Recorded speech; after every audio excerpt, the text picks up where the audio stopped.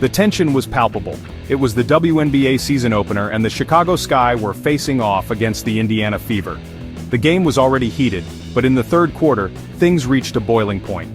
Caitlin Clark, the Fever's star point guard, found herself tangled up with the Sky's powerhouse forward, Angel Reese. As Reese drove towards the basket, Clark delivered a powerful shove, sending Reese crashing to the floor. The whistle blew, and the crowd roared. It was a flagrant foul, a clear escalation of aggression that sent shockwaves through the arena. Reese, understandably fired up, attempted to confront Clark, but her teammate, Aaliyah Boston, quickly intervened, preventing the situation from escalating further. The referees, however, weren't done handing out penalties. Both Reese and Boston were slapped with technical fouls for their reactions. The incident left a bitter taste in everyone's mouth, and cast a shadow over what had been an otherwise thrilling game.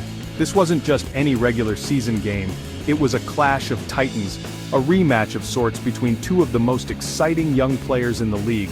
And with the history between these two players, this incident felt like a spark igniting a powder keg. The rivalry between Caitlin Clark and Angel Reese wasn't born in the WNBA, it was forged in college basketball, fueled by intense competition and media. Their paths first crossed in the 2023 NCAA championship game. The game was an instant classic. Reese and the Tigers emerged victorious. Post-game celebrations cemented the rivalry. Reese taunted Clark with the "you can't see me" gesture. The gesture added animosity to their competition. Their rivalry continued into the WNBA. Clark had a stellar rookie season, winning Rookie of the Year. Reese put up impressive numbers but received only one vote for Rookie of the Year. The stage was set for a rematch. With technical fouls and tension, this rivalry was far from over. In the aftermath of the game, as fans and analysts dissected every play and every reaction, a more sinister narrative began to emerge on social media. Allegations of racist comments directed at Angel Reese began to surface, casting a long and ugly shadow over the entire incident. While the specifics of these alleged comments remain unclear, the mere suggestion of racism sent shockwaves through the WNBA and the wider basketball community. Social media, for all its benefits, has become a breeding ground for hate speech, and this incident was a stark reminder of the challenges faced by athletes, particularly women of color, in the public eye. The allegations, if true, represented a disturbing intersection of sports, race, and gender, highlighting the urgent need for continued dialogue and action to combat racism in all its forms. The WNBA, known for its progressive stance on social justice issues, immediately found itself at a crossroads. The league had to navigate the treacherous waters of online hate speech while upholding the integrity of the game and ensuring the safety and well-being of its players. The allegations, regardless of their veracity, had the potential to tarnish the league's reputation and undermine its efforts to promote equality and inclusion.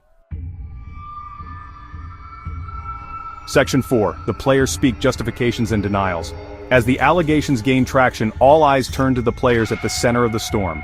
Caitlin Clark, in her post-game interview, defended her actions, characterizing the foul as a good play on the basketball and denying any malicious intent. She maintained that her focus was solely on the game, and that her actions were in no way motivated by their past rivalry or any personal animosity towards Reese.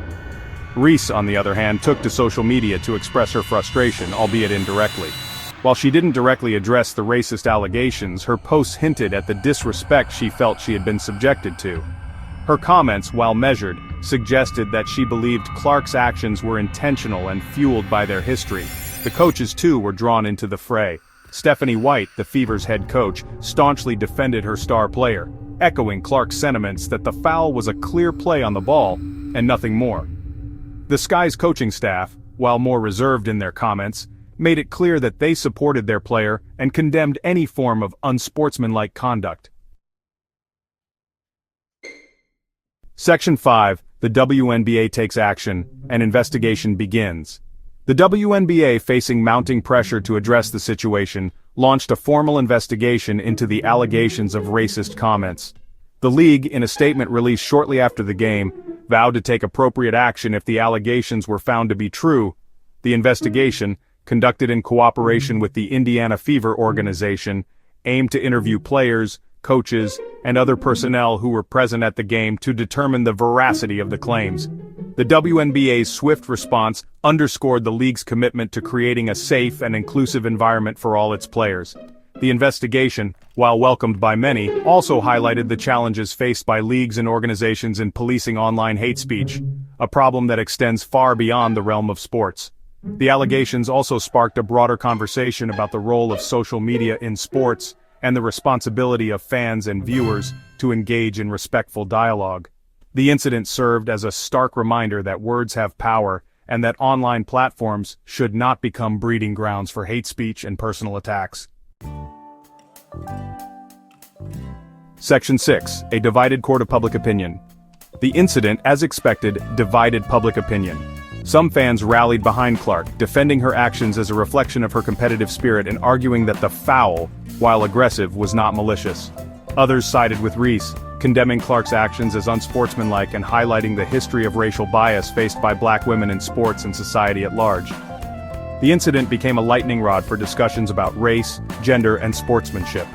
It forced fans, commentators, and the league itself to confront uncomfortable truths about the persistence of racism and the ways in which implicit bias can manifest even in the seemingly level playing field of professional sports. The incident also brought to light the double standards often applied to athletes of color, particularly black women. Reese's actions, while passionate, were met with a level of scrutiny and criticism that seemed disproportionate to the incident itself. This disparity in treatment highlighted the need for greater awareness and understanding of the unique challenges faced by athletes from marginalized communities. Section 7. Beyond the Hardwood. A battle against racism continues. The Reese Clark incident extends beyond basketball, highlighting racism, sexism, and cyberbullying. Despite progress, prejudice and discrimination persist. The WNBA can use this incident to promote positive change. By addressing racism, the league can set an example for others. The Reese Clark incident presents an opportunity for growth and change.